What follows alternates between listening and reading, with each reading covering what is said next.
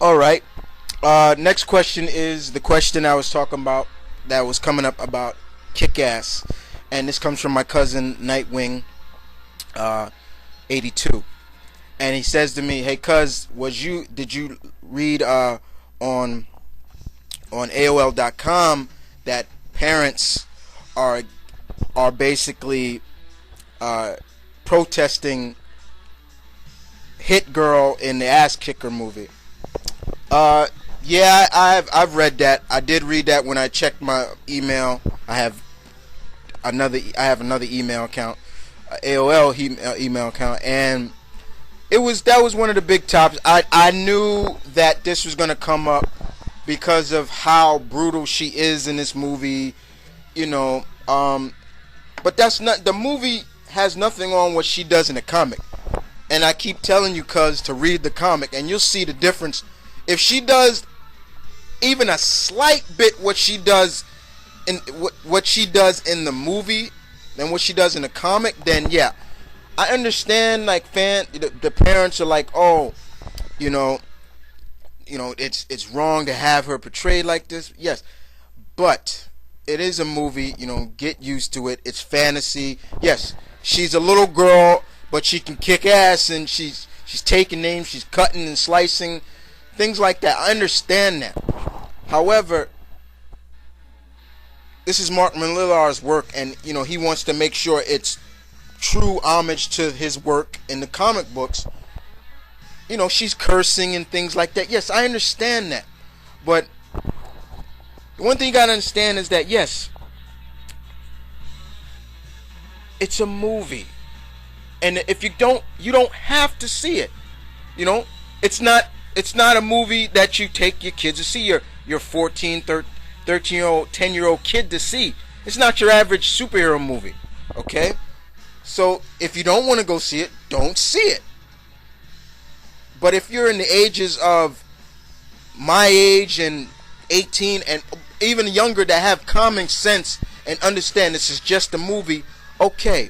But yes, that parent, that parental guidance form in me comes out and say, yes, I understand where they're coming from, but it is just a movie. I knew this was going to happen, and it was not expected. That's my thoughts on it, bro. Okay? Alright. Next questions come from Respect.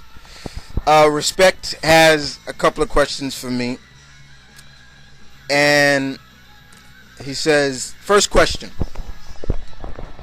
He says, let's say all the big superheroes were captured, basically. Big heroes such as Captain America, Bruce, Spawn, and you, as my character, Shadow Slinger, has to bring together 10 heroes together into a team to save all the big heroes and the world. You have a choice. You have to choose out of all the heroes, anti-heroes, part from the big popular heroes. You get to choose from each of these universes: Marvel, DC, Image, and classic superheroes, and your own superhero friends. Well, first and foremost, if that's the case,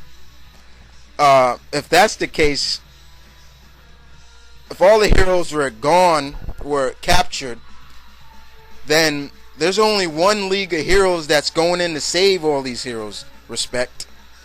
And that's my team, the Legion of Heroes. And I believe you're part of it. So that's who's going in to save all these heroes. We are. So it wouldn't be my character Shadow Slinger or any of my characters or any other heroes. It's going to be we. My 16 members, the Legion of Superheroes. Even though I wish there were more slots where I could put, because there are many others I would want. But yes, those are the heroes that are going in to save the big heroes, the other heroes of the many publications from Marvel to DC to Image, you name it. So that's who's going in to save the heroes. And then your next question is, you said, I remember you saying you did a team based in Chicago. It was a powerhouse team. And you only had named one member of the team, and that's Power Man. Power Man 2, actually. And who are the other members of the Chicago-based powerhouse team? Okay, yeah, like I said, everybody, you heard my 16-member Guardian Force team. And I did say that I based the team out in Chicago, another great city that I've always wanted to visit. And I only gave you Power Man, and we all know where he got the name from. Power Man his name is Michael Sharp. I'm just gonna give you guys their names and their superhero names. I will definitely get into their origin more. I promise you that. So stay tuned for those as well. And I might give you a little bit of their powers. Okay. And another member of the team, of this 10-person team, is Cassidy Barnes. Her real name is Mega Woman. Superhero name is Mega Woman. We have Kenzo Hazama Sujin. We have Tony and Tanya Adams. They're twins, and they go by the name of the Red Lynxes. Okay. We have Giga Man, Jacob Bronson. We have Iron Eagle, real name Paul Jackson. We have Jupiter Girl.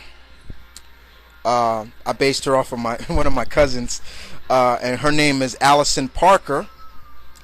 Then we have Blue Spartan, Corbin Dixon. And we have Cyclone, Amy Hunn. And with Cyclone, it should be very easy what her superpowers are. She basically is what the name applies. And she basically has, she is wind-based powers, wind manipulation and that you name it, she can do it. Okay. And Blue Spartan is not from our century. He's from another century. He's from another time period. He's human, yes. He's called the Blue Spartan because in his time, police force in Chicago are no longer called, the police force. They're not just called the police. There's another unit of police force, and they're known as the Blue Spartans, and they're only called in for heavy duty crimes. It's basically if they're battling a superhuman powered criminal or so. Jupiter Girl, let me explain her powers a little bit. Allison Parker, I gave her the name Jupiter because Jupiter has a lot of gravity. It's the largest planet in our solar system, and I wanted to have her have density-based powers. Like she may look like a small, average-sized teenage 18-year-old girl, but try lifting her when her powers are activated, and she can weigh over a ton or so. Imagine getting punched by somebody with that kind of in her fists. So hence the name Jupiter Girl. Iron Eagle, I based him off of pretty much the Falcon, but the difference is with the Falcon, with his wings are like he can cut through things with it. I've never really seen Falcon cut through things with his wings, but Iron Eagle can cut through things with his wings as well. Giga Man is actually the son of the real leader of Shining Force. Power Man is the field leader, but when they're not in the field, the real leader, general, a retired general that has ties to my character as well,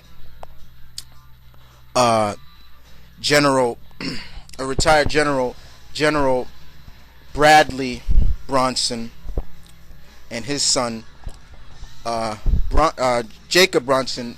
Jacob was severely injured in a car wreck, and he basically had his brain removed and put into a cybernetic body.